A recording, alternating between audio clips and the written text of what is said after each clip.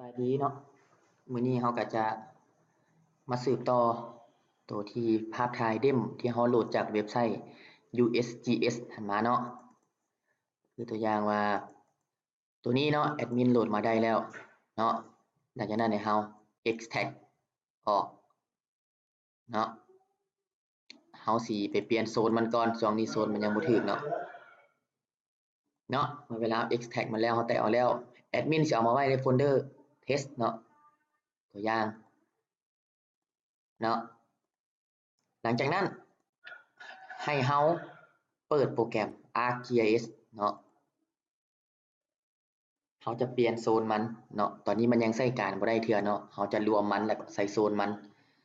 เนาะ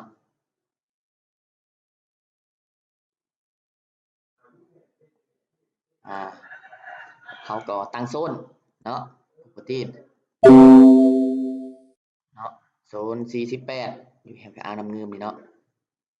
หลังจากนั้นให้เราแอดเดมเขาเข้ามาแอดมินเอาไว้หน้าจอเนาะอยู่ test อยู่ ASD ที่เขาแตกออกมานี่เนาะ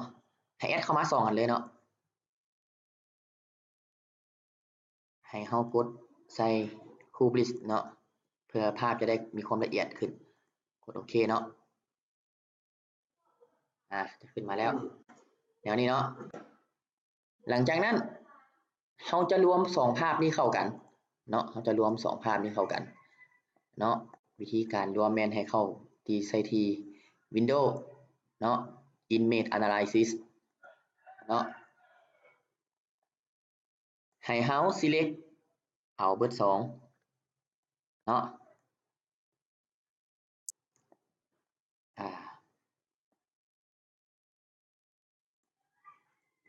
เนาะ select เอาเบิด2แล้วก็ different มันเนาะเพื่อรวมเข้ากัน overlay กันเนาะ compression มัน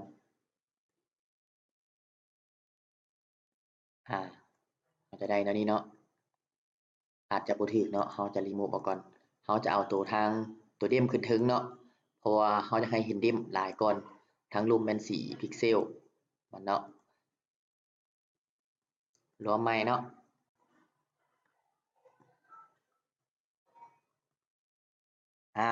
จะได้ละ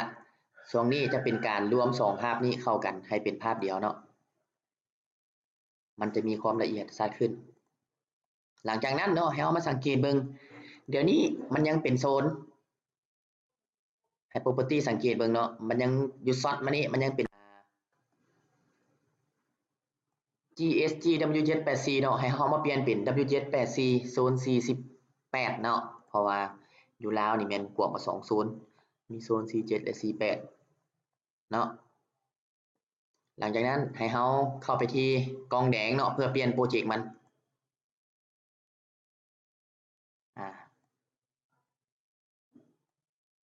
เนาะ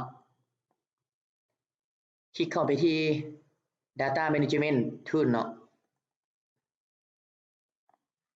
แล้วเข้าที่เลือกที่ Raster บ่แม่นเนาะ Projection and Transformation เนาะแล้วเข้ามาที่ Raster แล้วคลิกใส่ที่ Project Raster เนาะ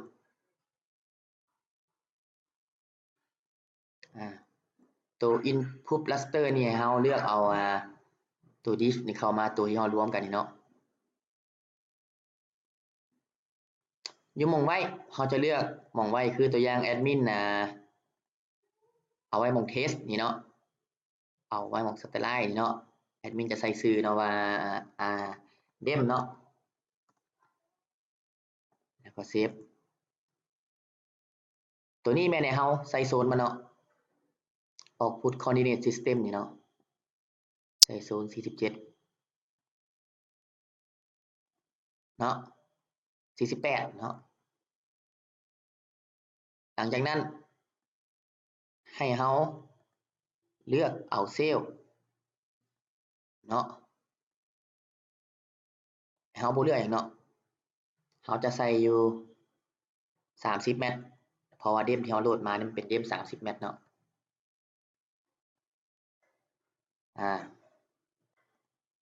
หลังจากนั้นเราก็โอเคไปเลย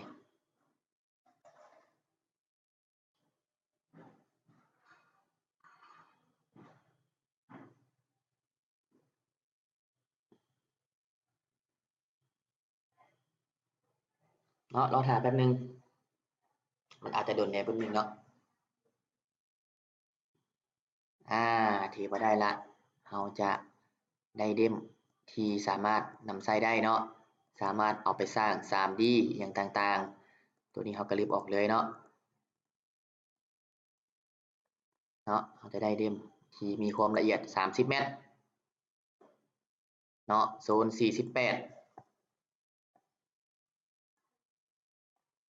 มาฮอดนี้ก็ขอขอบใจเนาะสำหรับวิธีการโหลดเดมเพื่อเอามาใช้ในโปรแกรม ArcGIS เนาะบางคนจะเอาไปวิเคราะห์แอดมินบ่เก่งปานใดเนาะแอดมินก็พอรู้แต่ใช้หน่อยหนึ่งมาฮอดนี้ก็ขอขอบใจเนาะให้ทุกคนติดตามที่ Facebook เนาะ GIS Work นี่เนาะหรือว่าเว็บไซต์ของแอดมินแมนบุญทวีเนาะ-it.com เนาะเอาเข้าไปเนาะมันจะมีบทสอนอย่างต่างๆแอดมินจะอัปโหลดลงนี้เบิดเนาะถ้าผู้ใดอยากโหลดโปรแกรมก็คลิกเข้าไปโหลดโปรแกรมได้เนาะมาฮอดนี้ก็เบิดเพียงเท่านี้เนาะ